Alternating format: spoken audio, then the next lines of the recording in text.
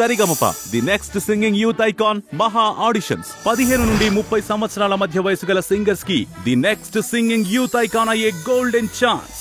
July 27 Vizianagaram వేదిక inspirer school edu planet campus NCS theatre road. July 28 Visakhapatnam వేదిక alliance college of hotel management and business management opposite to SBI Madhilapalem branch. వివరాలకు 9154670067 కి సంప్రదించండి. నమస్కారం, AP journalism వార్తలకు స్వాగతం. నా పేరు కృష్ణకుమార్. వార్తల్లో ముందుగా హెడ్లైన్స్.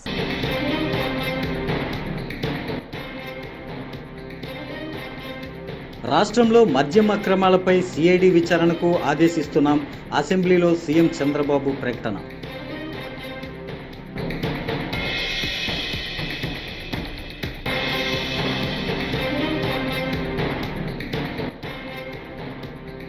కూటమి ప్రభుత్వం వచ్చాక ఆంధ్ర రాష్ట్రంలో రెడ్ బుక్ రాజ్యాంగం పనిచేస్తోంది. వైఎస్ జగన్మోహన్ రెడ్డి.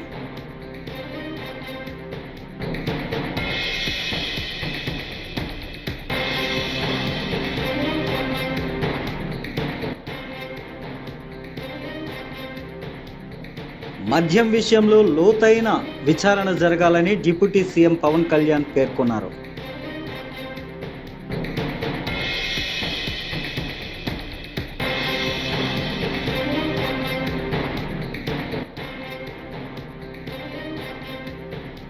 అపోహలు నమ్మొద్దు, తల్లికి వందనం అందరికీ వర్తిస్తుంది. నారా లోకేష్.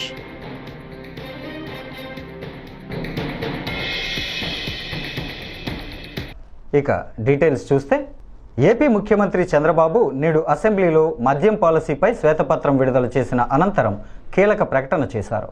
రాష్ట్రంలో మద్యం అక్రమాలపై సిఐడి విచారణకు ఆదేశిస్తున్నామని సభాముఖంగా ప్రకటించారు. లోతైన విచారణ తర్వాత అవసరమైతే ఈ అంశాన్ని ఈడీ ఎన్ఫోర్స్మెంట్ డైరెక్టర్కి సిఫారసు చేస్తామని చంద్రబాబు వెల్లడించారు. గత ప్రభుత్వ హయాంలో తీవ్ర స్థాయిలో మద్యం అక్రమాలు చోటు చేసుకున్నాయని, ప్రభుత్వానికి కోట్లాది రూపాయల నష్టం వాటిల్లిందని శ్వేతపత్రం విడుదల సందర్భంగా సీఎం చంద్రబాబు స్పష్టం చేశారు. మద్యం విక్రయాల్లో అక్రమ సంపాదన వైసీపీ నేతల జేబుల్లోకి వెళ్లిందని ఆరోపించారు. ఇవన్నీ బయటికి లాగేందుకు సిఐడి విచారణకు ఆదేశిస్తున్నామని వివరించారు. తప్పు చేసిన వాళ్లను కఠినంగా శిక్షిస్తేనే మళ్లీ తప్పు జరగకుండా ఉంటుందని అన్నారు. 105 కోట్లు అడిగారు, మొబిలైజ్ చేశారు.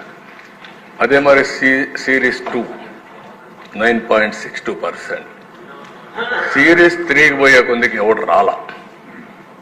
ఇక్కడ దానికంటే ముందు మీరు చూస్తే కమిషన్, ఈ డబ్బులు మొబిలైజ్ చేయడానికి కమిషన్ 1.44% ఇచ్చారు. 166 కోట్లు పే చేశారు కమిషన్. దాంట్లో కూడా కమిషన్ ఉందని తెలియదు. మరి అంటే ఏ విధంగా పోయారో వీళ్ళని ఇంకా లెక్కలేంతనం అన్నమాట. నెక్స్ట్, ఇక్కడ ఈ డిపార్ట్మెంట్స్ అన్ని 10 డిపార్ట్మెంట్స్, ఇవన్నీ గవర్నమెంట్ డిపార్ట్మెంట్స్. వాళ్ళ దగ్గర ఉండే డబ్బులు తీసి ఇక్కడ ఇన్వెస్ట్ చేసే పరిస్థితికి వచ్చారు. ఇప్పుడు first APEP DCL pension and gratuity trust, ఆ డబ్బులు తీసి ఇక్కడ పెట్టుబడి పెట్టించారు. APSP DCL pension and gratuity trust, AP Genco provident fund trust, AP Genco provident fund trust, ఈ విధంగా వాళ్ళ దగ్గర ఉండే డబ్బుల్ని తీసి ఇచ్చారు. దానికి కూడా మాకు వచ్చిన ఇన్ఫర్మేషన్ ఇంట్రెస్ట్ రేట్ అక్కడ వచ్చేదానికంటే దీంట్లో తక్కువ వస్తా ఉందని. ఒరిజినల్ గా అక్కడ వచ్చేదానికంటే తక్కువ వస్తే అది ఎంప్లాయీస్ కూడా నష్టం. అలాంటి నష్టం వచ్చినా పర్వాలేదు, వీళ్ళ పర్పస్ సర్వ్ కావాలని వీళ్ళు చేసే పరిస్థితికి వచ్చారు.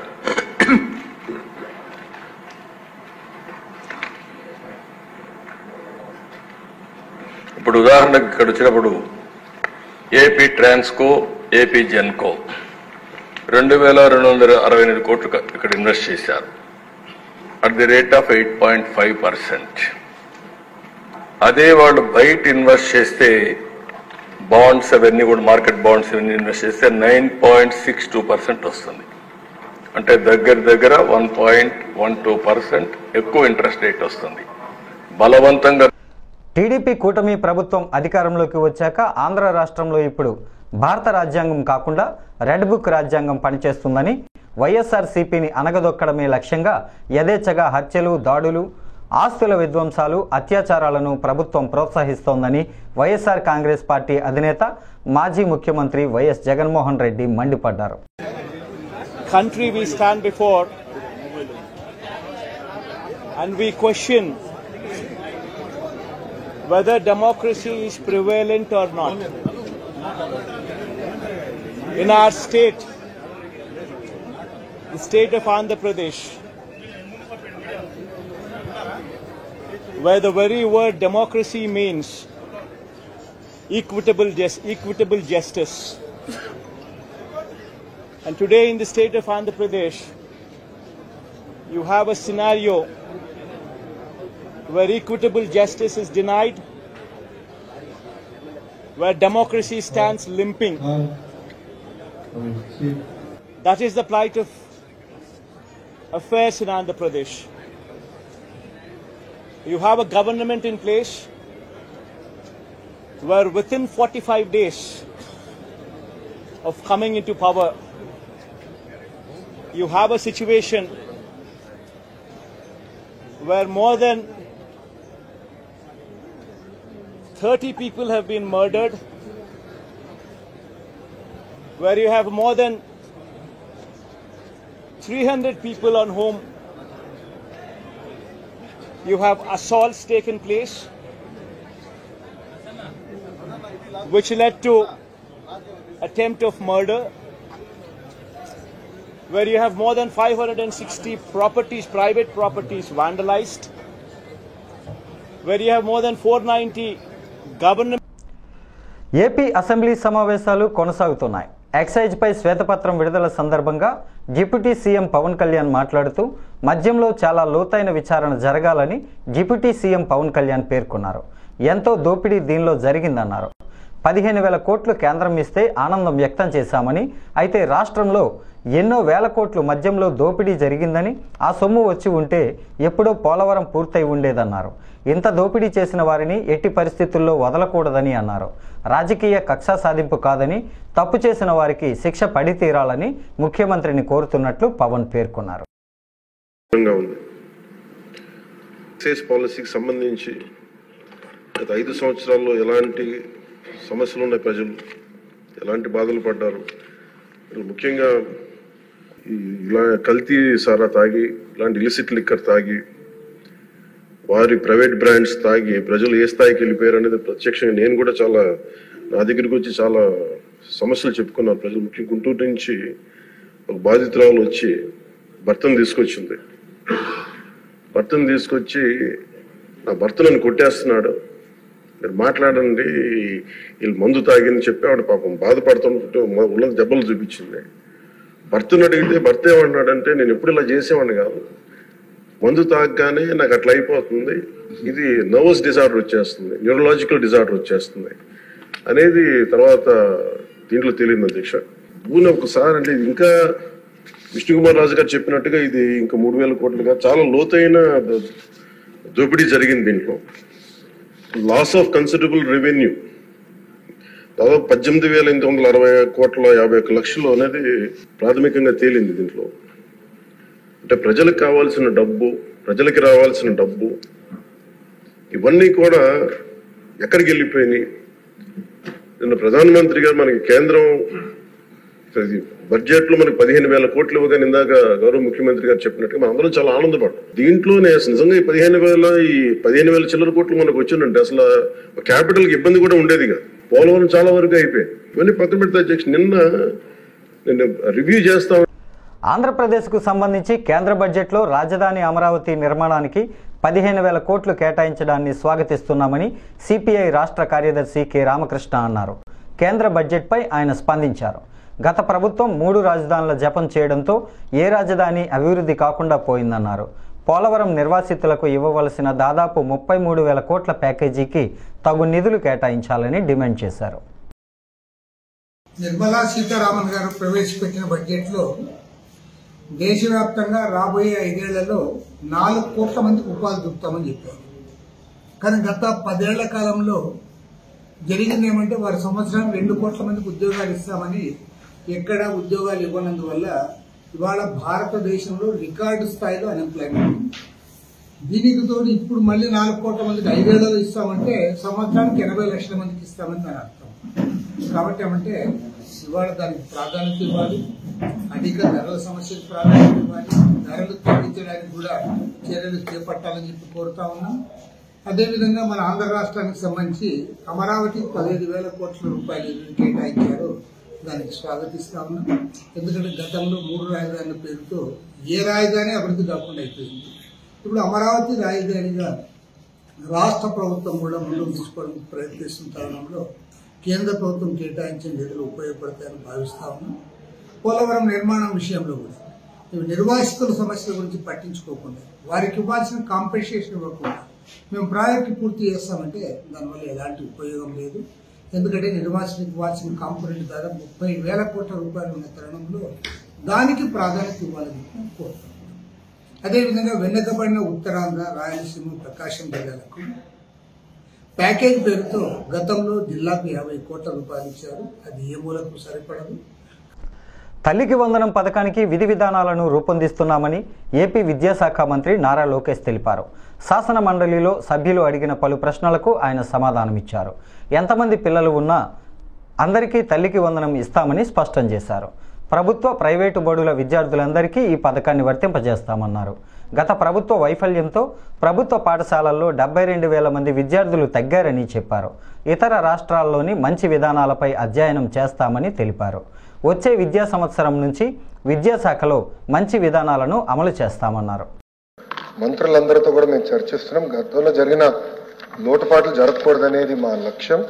మీరన్నట్టు గతంలో 15,000 రూపాయలని, తర్వాత అది కాస్త నెక్స్ట్ ఇయర్ 14,000కి అయింది, తర్వాత 13,000కి అయింది. 1,000 రూపాయలు టీఎంఎఫ్ అన్నారు, ఇంకో 1,000 రూపాయలు ఎస్ఎంఎఫ్ అని అది డబ్బులు తీసుకుంటాం జరిగింది. అంతేకాకుండా ఎలిజిబిలిటీ క్రైటీరియా కూడా మార్చడం జరిగింది. అధ్యక్ష, గ్రామాలు వచ్చే గల 5,000 రూపాయలు నెలకు వస్తే ఆటోమేటిక్గా వాళ్ళు ఎలిజిబుల్ అనేది, 5,000 కన్నా తక్కువ వస్తే ఎలిజిబుల్ అన్నారు. అట్లా మళ్ళీ దాన్ని మార్చారు. భూమి కూడా అది కూడా మార్చారు. దాని తర్వాత ఎలక్ట్రిసిటీ కన్జంప్షన్ విషయంలో కూడా కొన్ని నుసుకలు జరిగినాయి. ఇంతేకాకుండా పాదయాత్రలో కూడా నేను అనేక మందిని కలిసినప్పుడు వాళ్ళు చాలా స్పష్టంగా, మేము ఇప్పుడు అప్పు చేసి ఒక 4 వీలర్ 4th హ్యాండ్ బండి కొన్నాం అంటే 30,000 రూపాయలు, 40,000 రూపాయలు పెట్టి ఒక స్కార్పియో కొనుక్కున్నాం. ఇమీడియట్గా తీసుకున్న వెంటనే మా తెల్ల కార్డు పోయింది, దానివల్ల మాకు రావాల్సిన సంక్షేమ కార్యక్రమాలన్నీ పోయినాయని వాళ్ళు నాకు చెప్తాం కూడా జరిగింది. ఇది కూడా మేము డిస్కస్ చేస్తున్నాం. ఎందుకంటే గ్రామ సచివాలయం, వార్డు సచివాలయాలు స్వామి గారి కింద ఉంది, మళ్ళీ ఆర్టీజీ నా కింద ఉంది. మీ ఇద్దరం కూర్చుని డేటాని కూడా ప్యూరిఫై చేయాలి, పకడ్బందీగా ఇది అమలు చేయాలనేది లక్ష్యంతో మేము చేస్తున్నాం అధ్యక్ష. సో మీకు ఎలాంటి సందేహంలో అవసరం లేదు. అర్హులు ఎంతమంది ఉన్నా ఇవ్వాలనేదే ఎన్డీఏ ప్రభుత్వం లక్ష్యం. అది మేము సాధిస్తాం. రెండోది, ఇది బోత్ ప్రభుత్వం, ప్రైవేట్ పాఠశాలలకు వెళ్లే విద్యార్థులకి వర్తిస్తుంది. ఇంకో పక్కన పెద్దలు అన్నట్టు అధ్యక్ష 2019 నుంచి 20 తాడిపత్రి వైకాపా మాజీ ఎమ్మెల్యే కేతిరెడ్డి పెద్దారెడ్డి అక్రమాలపై తెలుగుదేశం నేత జేసీ ప్రభాకర్ రెడ్డి అనంతపురం ఎస్పీకి ఫిర్యాదు చేశారు. సుమారు 150 వాహనాల్లో అనంతపురం వెళ్లి ఎస్పీకి ఆధారాలను సమర్పించారు. తనపై పెట్టిన అక్రమ కేసుల వివరాలను ఎస్పీకి అందించారు. తక్షణం చర్యలు తీసుకోవాలని కోరారు. అనంతరం మీడియాతో మాట్లాడుతూ తాడిపత్రిలో మున్సిపల్ స్థలం 5.6 సెంట్లు ఆక్రమించి పెద్దారెడ్డి ఇల్లు కట్టాడని, త్వరలో నోటీసులు ఇచ్చి కూల్చేస్తామని చెప్పారు. పెద్దారెడ్డి, ఆయన కుటుంబం అనేక చోట్ల బెదిరించి భూములు కాజేశారని జేసీ ఆరోపించారు. జగన్ వాడు శివరెడ్డి గారు నిన్న కొట్టుకుంటాడు, లల్లల్లని వాడి కొడుకు ఏమైందనే ఎందుకురా ఏడుస్తున్నారు, అరుస్తున్నారు. 48 రోజులు అయింది రోయ్ పార్టీ వచ్చి, మేము 5 ఏళ్ళు ఎగినాంరా, ఇదో మా బాధలను చెప్తానేమో. చంద్రబాబు నాయుడు గారు వచ్చారు, నీ మాదిరి చంద్రబాబు నాయుడు ఉంటే ఈ బుద్ధిడు ప్రెస్లో కూర్చోను, వాడిని ఉతికి పారేసి వాడిని ఇండ్లు అన్ని పడగొట్టి, కానీ లీగల్గా పోతా. లీగల్ పెద్ద ఆయన మాకు చెప్పినాడు, ఎట్లా అంటే అట్లా బిహేవ్ చేయొద్దండి. ఎస్, మా నాయకుడిని మేము ఫాలో అవుతాం. 48 రోజులకే తట్టుకోలేకున్నారే, ఇంకెట్రా ఎన్ని రోజులు ఉంది? 4 సంవత్సరాల 11 నెలల చిల్లర ఉంది. మీతో అవుతుందే? అసలు మీతో ఎవరన్నా ఎమ్మడి ఉంటాడా? మీరు టేమ్ చేసుకొని పోలీసు వాళ్ళని ఈ పొద్దు భ్రష్టు పట్టించినారు, ఐఏఎస్ను ఐపీఎస్ను. ఎక్కడంట సింహం ఏది నీ చించినారు. నన్ను అడితే నిన్ను ఎతకవే లోపలేయాలా? నువ్వు ఉన్నా ఒకటి, ఏడున్నా ఒకటే. ఏంటంటే నీ దగ్గర ఏది మాట్లాడుతూ మీకే తెలియదు. చంద్రబాబు నాయుడిని క్షమాపణ అడుక్కో, మంచోడు కాబట్టి ఈ పొద్దు నేను నీడ కూర్చుంటే. ఆయన ఏమొకటే అభివృద్ధి. మేమంతా అభివృద్ధి కోసం ఉన్నాం. ఎవరు అడిగారు సీఎం దగ్గర పోయి ఇవన్నీ పెట్టించుకోవచ్చు కదా, అవసరం లేదు. నాకు అన్యాయం జరిగింది పోలీసుతో, అదే పోలీసుతోనే నేను ఎంక్వైరీ చేయించుకొని నేను తప్పు చేసినా లేదని. ఆదోనిలోని ప్రభుత్వ డిగ్రీ కళాశాలను ఆరేకల్కు తరలించకుండా పట్టణంలోనే యథాతథంగా కొనసాగించాలని విద్యార్థి సంఘాల నాయకులు షాబీర్ బాసా, లింగప్ప డిమాండ్ చేశారు. ఆదోని సబ్ కలెక్టర్ కార్యాలయం అధికారికి వినతి పత్రం అందజేశారు. గత 30 సంవత్సరాలుగా పోరాటాలు చేసి సాధించుకున్న ప్రభుత్వ డిగ్రీ కళాశాలను మారిస్తే విద్యార్థులు వేరే కాలేజీలకు వెళ్లిపోయే అవకాశం ఉందన్నారు.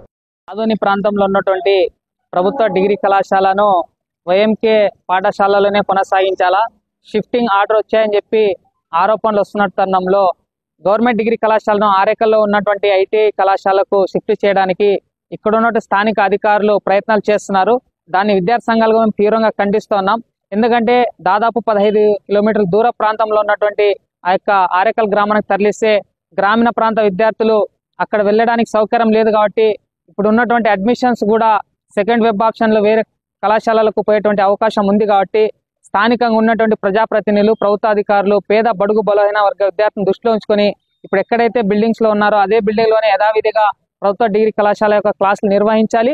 అదేవిధంగా తక్షణమే ప్రభుత్వ డిగ్రీ కళాశాలకు సొంత భవనాలు ఏర్పాటు చేయాలని చెప్పి విద్యార్థి సంఘాలు మేము డిమాండ్ చేస్తా ఉన్నాం. ఒకవేళ పొరపాటున ఆ యొక్క బిల్డింగ్ ని షిఫ్ట్ చేయాలనే ఆలోచనను మానుకోకపోతే విద్యార్థి సంఘాల ఆధ్వర్యంలో విద్యార్థిని కూడా కలుపుకొని రాబోయే రోజుల్లో పెద్ద ఎత్తున కార్యక్రమాలకు కూడా మేము శ్రీకారం చుట్టామని చెప్పి సందర్భంగా తెలియజేస్తా ఉన్నాం. ఏఎస్ఎఫ్ జిల్లా కార్యదర్శి. ఆరేకల్ గురుకుల పాఠశాలలో ఉన్నటువంటి మైనార్టీ బిల్డింగ్స్ లోన షిఫ్ట్ చేయాలని చెప్పి ప్రజాప్రతినిధి అధికారులు కూడా ఆర్డర్ కాపీలు వచ్చాయని చెప్పి కూడా చెప్తా ఉన్నారు. ఆర్డర్ కాపీలు విద్యార్థి సంఘాలు మేము అడిగితే మేము ఇవ్వమని చెప్పి కూడా బహిర్గంగా చెప్పేటువంటి పరిస్థితి ఈ రోజు ఏర్పడింది. అక్కడ ఉన్నటువంటి కళాశాలలో చదువుతున్న విద్యార్థులకు మీరు ఎక్కడైనా అక్కడ ఉన్నటువంటి ప్రిన్సిపాల్ గారు ఏమని చెప్తున్నారంటే మీరు వేరే కాలేజ్కి వెళ్ళిపోండి, మేము కాలేజ్ షిఫ్ట్ చేస్తున్నాం చూడు కూడా విద్యార్థులకు భయపాంతలకు కూడా గురి చేసినటువంటి. ఆంధ్రుల రాజధాని అమరావతికి కేంద్ర ప్రభుత్వం 15,000 కోట్ల ప్రకటించడం సీఎం చంద్రబాబు నాయుడు కార్యదక్షతకు అద్దం పడుతోందని గురజాల ఎమ్మెల్యే ఎరపతినేని శ్రీనివాసరావు అన్నారు. సచివాలయంలో ఆయన మీడియాతో మాట్లాడారు. వైసీపీ ఏపీని రాజధాని లేని రాష్ట్రంగా చేసిందన్నారు. పోలవరం నిర్మాణ బాధ్యతను కేంద్రం తీసుకోవటం, ప్రాంతాల అభివృద్ధికి నిధులు కేటాయించడం హర్షణీయమని అన్నారు. అరాచక ప్రభుత్వం, ఒక సైకో ప్రభుత్వం ఆంధ్రప్రదేశ్ రాష్ట్ర ఆర్థిక వ్యవస్థని చిన్నభిన్నం చేసి రాజధాని లేని రాష్ట్రంగా తయారు చేయాలనే ఉద్దేశంతో అనేక అవాంతరాలు సృష్టించినప్పటికీ ఈరోజు మరలా తెలుగుదేశం, జనసేన, భారతీయ జనతా పార్టీ కూటమి ఆంధ్రప్రదేశ్ రాష్ట్రంలో అఖండమైన మెజార్టీతోని గెలిచిన తర్వాత ఏ రాజధాని లేకుండా చేయాలని చూశారో అదే రాజధానికి ఈరోజు మరలా కేంద్ర ప్రభుత్వం 15,000 కోట్ల రూపాయలు శాంక్షన్ చేయటం అనేది కూడా చాలా సంతోషకరమైన విషయం. గౌరవ భారతదేశ ప్రధానమంత్రి చేతుల మీదుగా శంకుస్థాపన చేయబడిన ఆంధ్రప్రదేశ్ రాజధాని ఒక దశలో ఇక్కడ ఉండదేమో రాజధాని అనే పరిస్థితుల్లో మరలా చంద్రబాబు నాయుడు గారు కేంద్రంతో మాట్లాడి అమరావతి రాజధాని కోసం కేంద్ర ఆర్థిక శాఖ మంత్రి నిర్మలా సీతారామన్ బడ్జెట్లో 15,000 కోట్లు కేటాయించడం శుభ పరిణామమని జనసేన పార్టీ మంగళగిరి నియోజకవర్గ ఇన్ఛార్జ్ చిల్లపల్లి శ్రీనివాసరావు అన్నారు. ఈ మేరకు ఆయన మాట్లాడుతూ అమరావతి రాజధాని అభివృద్ధి చెందితేనే రాష్ట్రం అభివృద్ధి చెందుతుందని అన్నారు.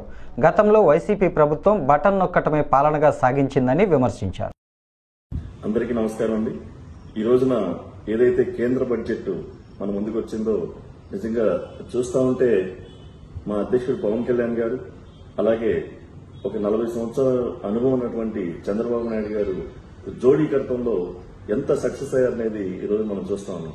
ఎందుకంటే ఆంధ్రప్రదేశ్ అభివృద్ధికి, ఆంధ్రప్రదేశ్ యొక్క భవిష్యత్తుకి మా అధ్యక్షుడు పవన్ కళ్యాణ్ గారు ఏదైతే ఆ రోజు పొత్తు పెట్టుకుని బీజేపీ తెలుగుదేశం పార్టీతో ఆ రోజు ప్రయాణం చేశారో ఆ యొక్క సంక్షేమ ఫలాలు ఈ రోజున మనకి బడ్జెట్ రూపంలో రాజధానికి దాదాపు 15,000 కోట్ల రూపాయలు, అలాగే ఇండస్ట్రియల్ కారిడార్లకి, ఉత్తరాంధ్ర వెనకబాటుతనానికి కానీ, అలాగే ప్రకాశం జిల్లాకి వెనకబాటు ఉన్న అన్డెవలప్మెంట్ కి కానీ బాగా దోహదపడతాయి. అలాగే ఓరవకల్లు, నంద్యాల, కర్నూలు జిల్లా కానీ, కడప జిల్లా కానీ, అనంతపురం జిల్లా కానీ ఈ ఇండస్ట్రియల్ కారిడార్ తో ఒక మంచి భవిష్యత్తులో ఒక ఉన్నతమైన స్థాయికి ఆంధ్రప్రదేశ్ వెళ్తుందని చెప్పి ఈ సందర్భంగా తెలియజేసుకుంటా ఉన్నాం. దేనికంటే ఏదైతే ఆ రోజున మా అధ్యక్షుడు పవన్ కళ్యాణ్ గారు ఆంధ్ర రాష్ట్ర భవిష్యత్తుకి కట్టుబడి ఒక ఉద్ధరణమైనటువంటి చంద్రబాబు నాయుడు గారికి ఆ రోజున మద్దతు ఇచ్చి ఈ రోజున ఇంత బడ్జెట్ మనకు కేటాయించడానికి కారణమైనటువంటి ముఖ్యమంత్రి మన చంద్రబాబు నాయుడు గారికి కానీ, అలాగే మా అధ్యక్షుడు పవన్ కళ్యాణ్ గారికి కానీ ఏదైనా ఆంధ్ర రాష్ట్ర ప్రజలు రుణపడి ఉంటారని చెప్పి ఈ సందర్భంగా తెలియజేసుకుంటూ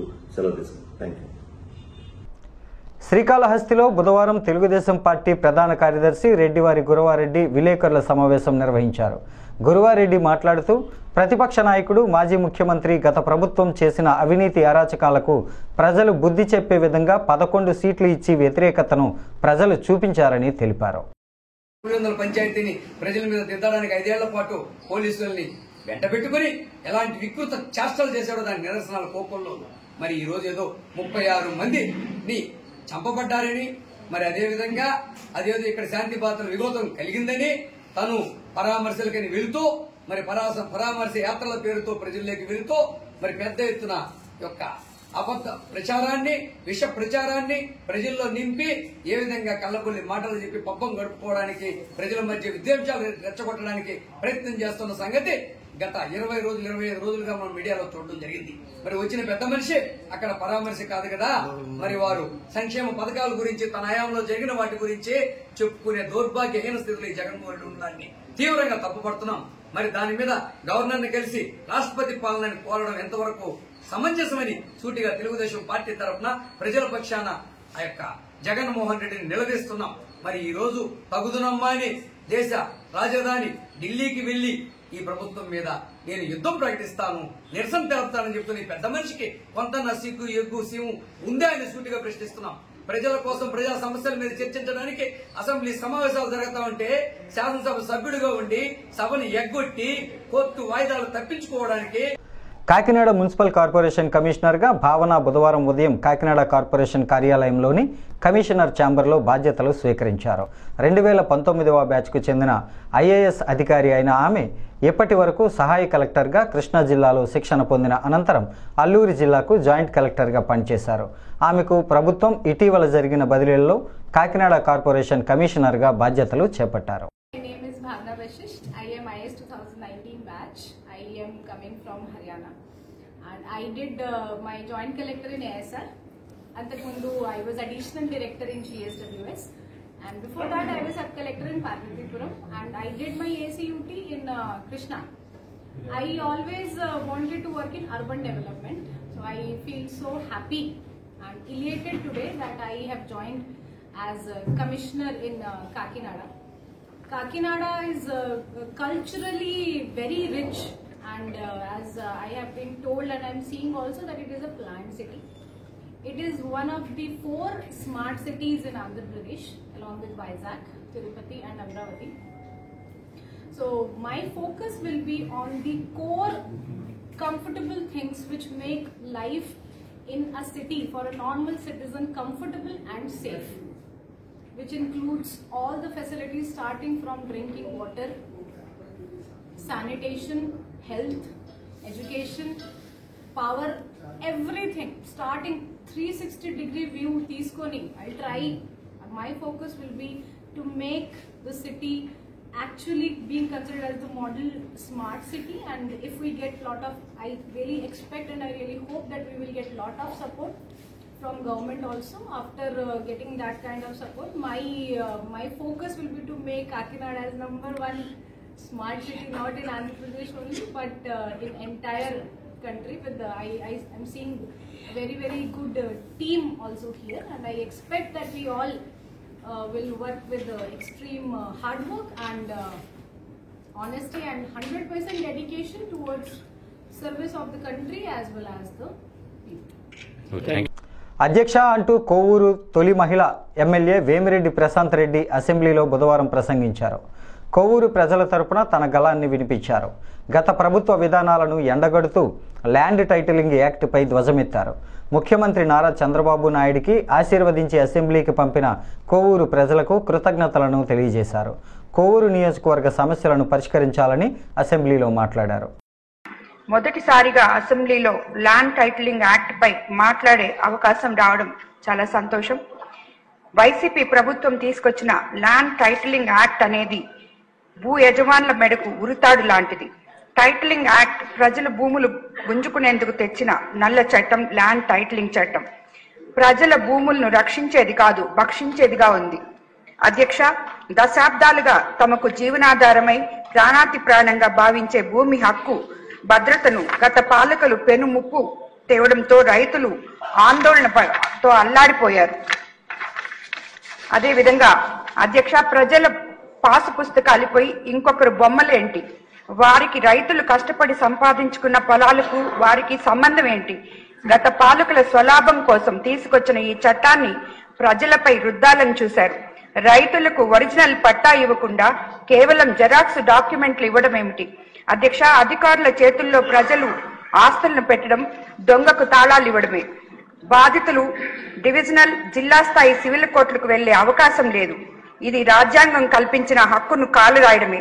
అధ్యక్ష, ఉదాహరణకు 2 ఎకరాల భూ యజమాని ఇతర ప్రాంతాల్లో ఉద్యోగం చేసుకుంటూ ఉంటాడు. 5 ఏళ్లకో 10 ఏళ్లకో ఊరు వచ్చిపోతుంటాడు. అతని భూమిని ఎవరైనా కబ్జా చేసి తన పేరు మీద టైటిల్ రాయించుకున్నాడు అనుకోండి. ఈ విషయం ఎక్కడో ఉన్న యజమానికి 2 ఏళ్ల వరకు తెలియకపోతే దానిపై అతను హక్కు కోల్పోయే ప్రమాదం ఉంది.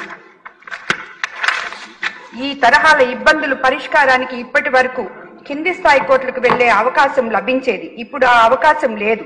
నేరుగా హైకోర్టు మాత్రమే వెళ్ళాలి. రాష్ట్ర స్థాయి అథారిటీ తీర్పులపై నేరుగా హైకోర్టుకే వెళ్ళాలి. హైకోర్టుకు వెళ్తే గంజాయి రవాణాను ఎట్టి పరిస్థితుల్లోనూ నియంత్రించాలని గట్టి నిఘా పెట్టాలని ఎస్పీ వకుల్ జిందాల్ ఆదేశించారు. విజయనగరం జిల్లా కేంద్రంలోని శివార్లలో తనిఖీలు ముమ్మరం చేయాలని చెప్పారు.